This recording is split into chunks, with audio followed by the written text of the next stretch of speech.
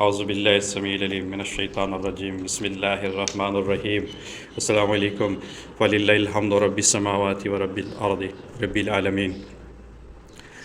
سورۃ بقرہ کی آیت نمبر 8 میں اللہ تعالیٰ ارشاد فرما رہے ہیں کہ وہ کہتے ہیں کہ ہم اللہ اور یوم آخرت پر ایمان رکھتے ہیں، لیکن حقیقت میں ایسا نہیں ہے۔ لفظ منافق ہم لوگوں نے سنا بھی ہے اور اپنی زبان میں ہم اس لفظ کا استعمال بھی کر رہے ہوتے ہیں۔ تو بیسیکلی یہ لفظ جو منافق ہے یہ نفاق سے نکلا ہے، اور اس کا لفظ کا جو عربی میں وہ ہے روٹ مادہ ہے جہاں سے یہ لفظ نکلا ہے، نون فا اور کاف ہے، اور اس کا جو بنیادی معنی بن رہا ہے وہ دو دانوں یا دو منہ والی سرنگ، جس کو انگریزی میں ٹنل کہتے ہیں،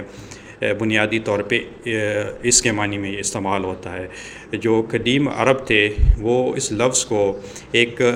صحرائی جانوروں کی بل کے لیے استعمال کرتے تھے، جس میں اس جانور نے ایک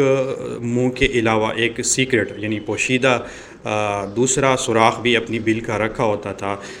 جو وہ خطرے کی صورت میں وہ اس کو استعمال کرتا تھا، یعنی اپنے تحفظ کے لیے، یعنی اس سوراخ سے وہ نکل جاتا تھا۔ تو منافق بیسیکلی اس ہی دو منہ والی ٹنل یا سرنگ کی ہی طرح ہے کہ جس کا ظاہر کچھ اور ہوتا ہے اور اس کا باطن کچھ اور ہوتا ہے، یعنی وہ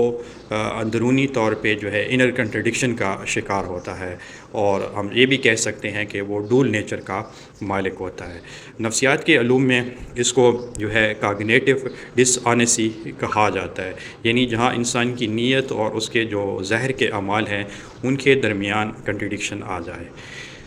اسی طرح نفسیات کے مطابق ایسی قسم کے جو لوگ ہوتے ہیں جس کو ہم نفاق زدہ کہیں یا منافق کہیں، تو بعض دفعہ وہ اپنے آپ کو جو ہے کنونس کرنے کی غرض سے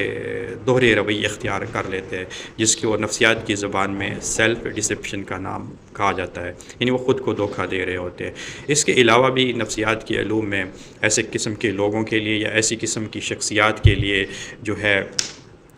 ڈول پرسنالٹی یا امپریشن مینجمنٹ کی ٹرم بھی یوز ہوتی ہے، جس میں یہ لوگ ماحول کے مطابق، سچویشن کے مطابق اپنی پرسنالٹی کو انہی ماحول کے مطابق ایڈجسٹ کر لیتے ہیں، یعنی وہی روپ اختیار کر لیتے ہیں، مگر جب یہ ان کا یہ روپ حد سے بڑھ جائے تو پھر ان کے جو ہے پبلک جو سیلف ہے، یعنی لوگوں کے سامنے ان کی شخصیت کا اور رنگ و روپ ہوتا ہے، اور اس کے علاوہ جو ہے نا ان کا ایک دوسرا جو پرائیویٹ سیلف بن جاتا ہے، جو اصل میں ان کی اندرونی حقیقت ہوتی ہے۔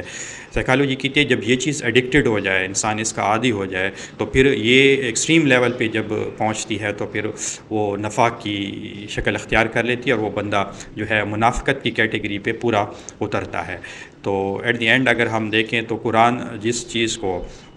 جس ظاہر اور باطن کے تضاد کو نفاق کہہ رہا ہے یا اس شخصیت کے حامل کو منافق کہہ رہا ہے، تو سائنس اور جو نفسیات ہے وہ اس کو پبلک سیلف اور پرائیویٹ سیلفز کا نام دیتی ہے۔ تو آج کے بعد ہمیں بھی تھوڑا سا اپنی شخصیت کے بارے میں ضرور غور و فکر کرنا چاہیے کہ کہیں ہم بھی اس جو صفت ہے کہیں ہمارے اندر تو موجود نہیں ہے۔ اس کے علاوہ آپ نے کامنٹس میں یہ بھی بتانا ہے کہ اب تک آپ جو ہے منافق اور نفاق کو کیا سمجھتے رہے ہیں۔